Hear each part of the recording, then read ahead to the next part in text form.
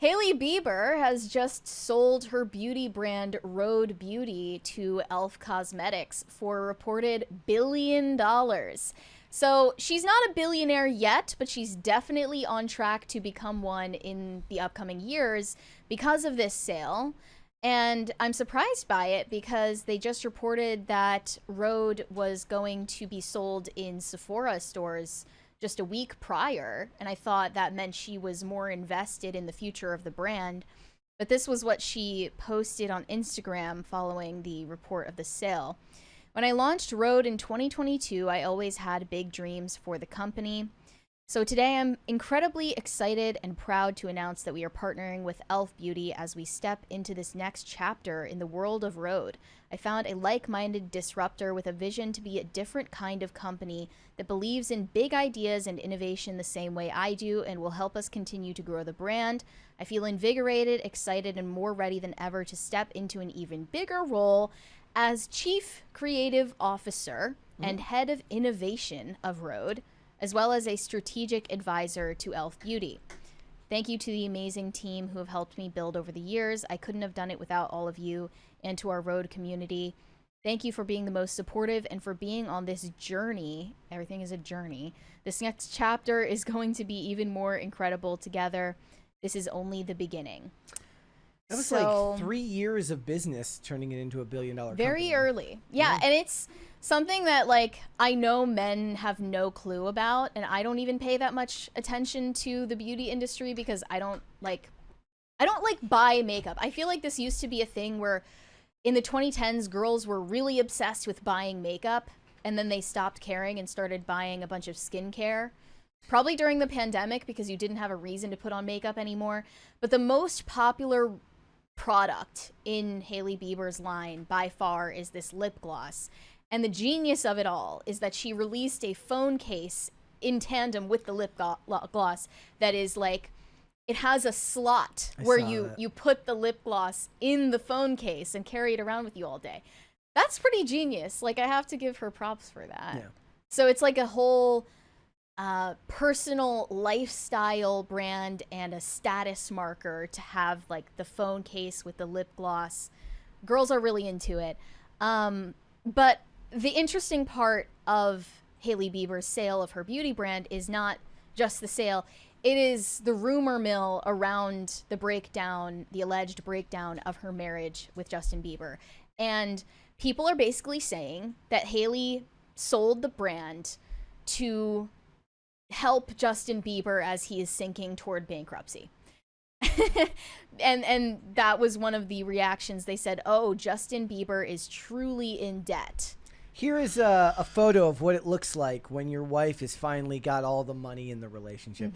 He is the guy in the restaurant when his girlfriend is paying, who comes up behind her and puts his hands in her back pocket. He's hugging Hailey from behind in the line at Chipotle. Everybody's seen that guy. He's hug from behind energy. He has hug from behind energy. I'm crying. She made bank and now he's all over her. We have a 20 from Pop Culture Junkie. I've had to deal with music licensing a few times, and the whole Braun Swift affair leaves me confused. Not sure who the villain is here, and suspect there's a bunch of stuff we just don't know, and we'll probably never know. And it's probably not all that interesting. Yeah. It's probably not. Well, guess what? There isn't always a villain. Sometimes it's just business. The only reason it caught the public's attention in the first place was because of Taylor Swift's emotional self-mythologizing around the whole thing and the story that she told about it, not because of the truth of the situation. Another fan of Hailey's said, Hailey becoming a billionaire before her husband and his ex is so funny to me. You go, girl. Wait, I thought his ex was already a billionaire. That's what I thought too. So I was confused by that. I thought Selena Gomez was already a billionaire because of her own makeup brand, Rare Beauty. And I looked into it, and just a couple of weeks ago, Forbes said, here's why Selena Gomez isn't actually a billionaire. So back in September last year, Bloomberg reported Gomez's net worth to be $1.3 billion, thanks to her makeup line. But based on Forbes's reporting, Gomez is very wealthy, but estimated to be worth roughly $700 million. The poorhouse, my gosh. Yeah. Somebody in the chat said she didn't design the phone case. Obviously, somebody that worked for her did.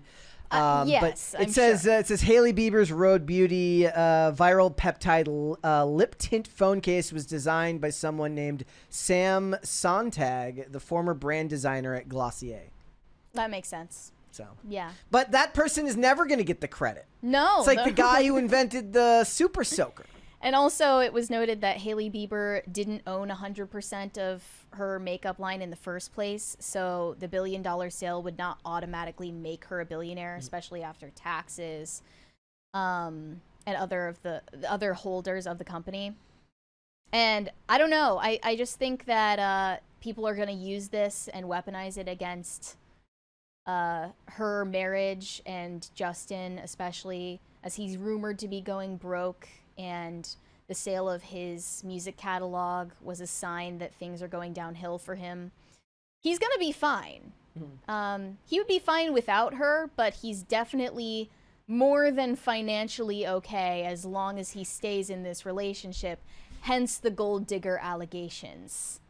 And other people even thought that he married Hailey for a green card, given that he's Canadian. I remember that. Because wasn't it like the 5-year requirement was up, and they thought he was going to divorce her, like right after he got his, right after the 5-year requirement for a green card marriage was up. I remember that conspiracy. It was like September of last year. Yeah. There was like this countdown. It was like September 13th or something. For some reason, that's stuck in my brain. Well, no divorce thus far.